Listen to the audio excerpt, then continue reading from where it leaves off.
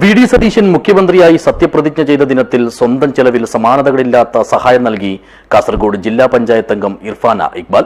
മംഗൽപാടിയിലെ മഞ്ചേശ്വരം താലൂക്ക് ആശുപത്രിയിലേക്ക് 10 ലക്ഷം രൂപ വില വരുന്ന ക്യാൻസർ ഡിറ്റക്ഷൻ മെഷീനാണ് ഇവർ സന്തോഷസൂചകമായി സംഭാവന നൽകിയത്. This news sponsored by ഗുണമേന്മയോട് കൂടിയ ഉൽപ്പന്നങ്ങൾ മിതമായ നിരക്കിൽ Sreekrishna hardwares MG road Kasaragod.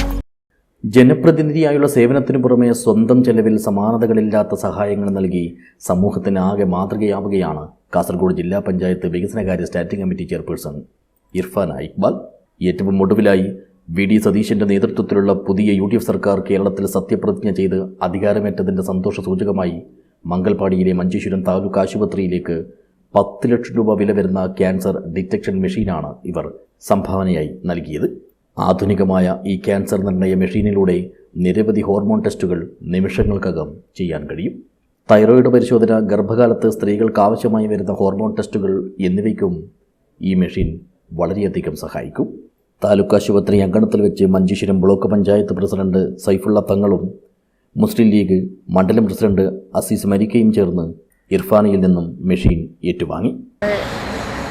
Manjeshwaram taluk ഹോസ്പിറ്റലിന് വേണ്ടി ഒരു ഹോർമോണൽ മെഷീൻ നൽകണമെന്നുണ്ടായിരുന്നു. പക്ഷേ അത് ഇന്ന് തന്നെ ആയതിൽ വളരെയധികം സന്തോഷമുണ്ട്. കാരണം UDF ഭരണത്തിൽ ഏറ്റെടുത്തതിന് ശേഷം മുഖ്യമന്ത്രി സ്ഥാന പദവി വി.ഡി. സതീശൻ അവർ ഏറ്റെടുക്കുമ്പോൾ നമുക്ക് അതിൻ്റെ ഒരു സ്മാരകമായി അല്ലെങ്കിൽ അതിൻ്റെ ഒരു ഓർമ്മ ദിവസമായി നമുക്കിന്ന് നമ്മുടെ ഹോർമോണൽ മെഷീൻ താലൂക്ക് ഹോസ്പിറ്റലിലേക്ക് കൈമാറാൻ സാധിച്ചു. 10 ലക്ഷത്തോളം വരുന്ന ഒരു മെഷീനാണ് നമ്മൾ ഇന്ന് ഇവിടെ ബ്ലോക്ക് പ്രസിഡന്റിന് കൈമാറിയിട്ടുള്ളത്. Mangalpady panchayat vice president Shameena teacher, Kookkal Balakrishnan, Mehmood Kaikamba, K Badruddin തുടങ്ങിയവരും സംബന്ധിച്ചു.